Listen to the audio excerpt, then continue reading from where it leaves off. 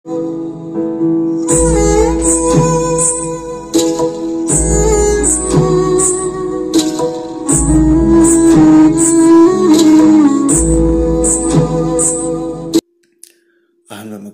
empathy now which channel we ingredient Ampunupu,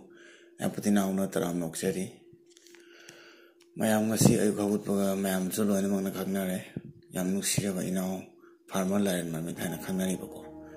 Mammy jet love of power of mana, Tavzaribo, Nazariva Sahi Matan Duga, a quick my demo in Yam South Honing I took big cover, farmer of how more was there. See a when it's out of Zaniani. Aduna aina Manipur setpa kanda ju ai hanak thengnajara laksare yam nungsi tawudu laibak thiba mana ai isan ba thengnarakte habadi magi loina bi mana ai nungsi na watermelon achaw um ju hape adu asam dei ju oibaduda ai phibam ubu hena ju nungsi na tawbire ado ngasi gi ayukta aina ju khangi da mana myam ju khangnei ni ba habadi inawi loina bi se ahinga laitre hai aduga ai matana social media je mayamna masai gi apamba mutta habadi jazat ngata post thaga leko wari madi achum mane afhawo mi se celebrity gum mane afhoi gi ji inaw se ado magi loina bi laita bada mayamna nungai ta phongdok pana amani rest in peace har ga photo mahapani khangde mokhoi memory video mahapani khangde rest in peace yam thina nungai te sahi su pikna asamaina haidi yam angang ni ko akhoi ni yam thina halle larman mamite pauda adamaina moi gi punsi angang ani yaw ga yam nungsi ba family ma adamaina leiram ba gi ngasi samaina khangdana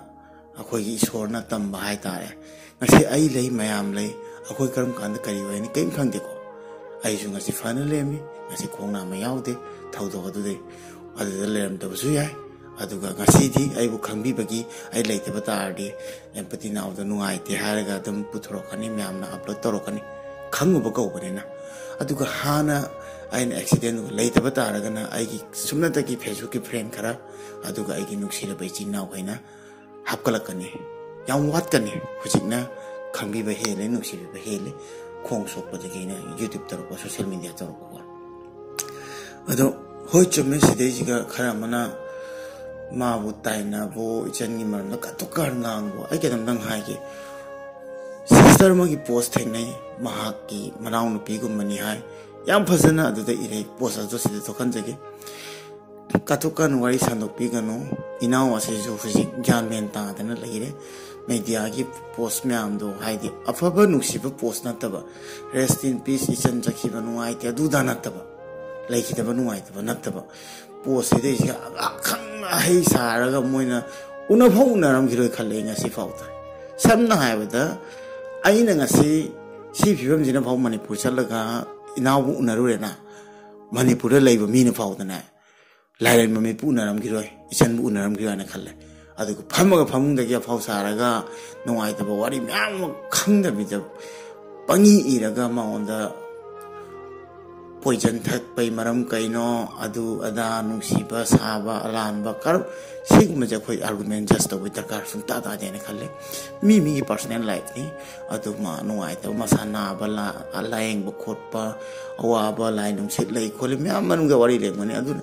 magi masagi mapuroi ba macha thado ko komana mi bu ekta chtu asuk nung si gra ba moi gi family war lei ba khoina phangnai ba video khodi mak ta ngasi bau da dugum thengna bi yaw brane makhoi diki tamjani nga oi banga tane aina ma bu una ba kan do tasing na mana chamjaba magi matau yam nung si gi ai ngasi phone ju tawi mangona nungai ta saru ya ge na phone pairakte maram di hoi ai di ai ju santhya ore ta wini ayunga ta dei di dead body putha bade ke de ki ai lotion bade ki mai tha bade ki poloi bade ki loin torok thoin na ko adu phone na paining amoi khalle ba mana lerem do yo phibam do mayam gi social media ya tina masi ja di kai hani mi ma gi live spoil do bangam ba pone aduna please masi matang da ma gi ichan bu just to bi gano aduga ai inabu una bakanda aina thengna bakanda inauna aduk numsina yamba haraga ngasi fo kawde aduga ai hujik su hai jini inauna video yenga magadi ai awabada saruk yaba ngamdri se lebeni manipur lakpa kanda ai soidana laksake aduga inau awaba saruk yajage aduga inau ju puni sona bigano akon mama leire tinda khadanga nga tokpo pamudu natte khoidi lakani aduga akhoi myam leire khut samnaraga awaba ai saruk yamina kadabani aduga sidi ishorma gi lilane akhoi ngasi lei hayeng leiro kam kan kari bagani khangdi ichen gi punchi si am tena lakpa jani aduna ngasi akhoi marakta ngasi leitana akhoi thadok pira mang ngasi lain lam sakhare ko aduna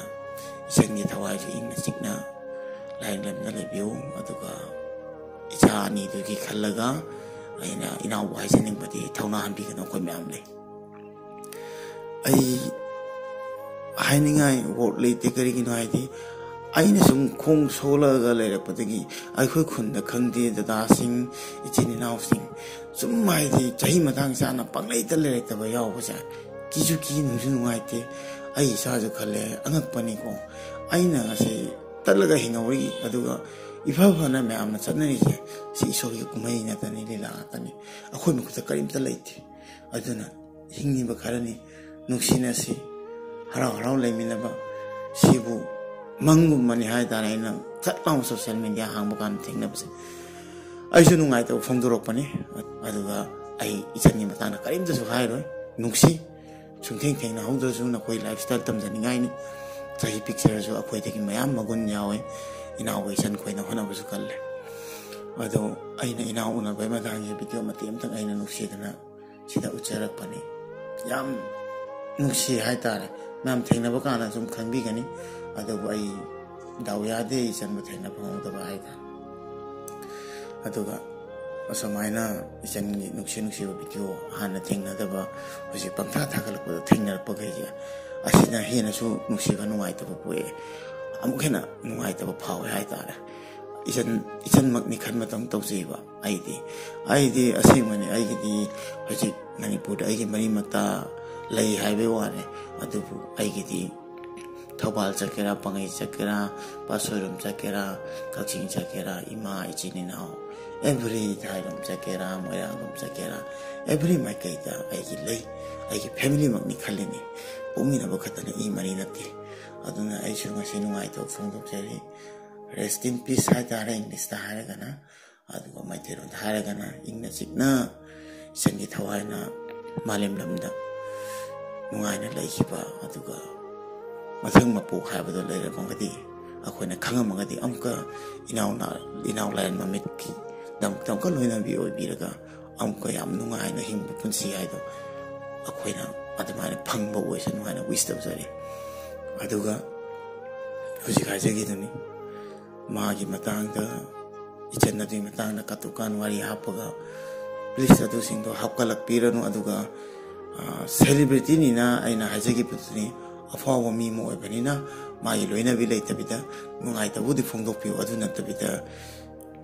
yamna khangba loina ba han dai pulakpa aduga magi maramda ngang bu khotpa sa adugumdo yengbada yam nungaite akhoi se maitei basen tani adu dei duga kharamana lan bu thoga biu nung tan bu khotpa adamai tawbi gano adu sokuni nungai to phongdok piu adu na tabida gyan bibi gano kaimta moi unaraga ngasi fauda moi memda kaimta khangbana te khangdabida amare tar oja sabi gano masim tang haningi inawi hojik leng mada fifam adu dei duga oina chalaga saruk ya piraga mabu motivate tawraga khoi myam lei yaraga mauna kolaga nuksibiu thauna hapiu adu na hena besaige adu nungai tabida saruk ya si adu na tabida taina bigano masim tang haijani adu mathang lakpada na ma soidana inaw manakta lakani adu awabat saruk ya gani aduga puning picture gano akhoi ju noma loi si doine noma tayong pan ya thadok toine tayong ban thado matungda ai mamda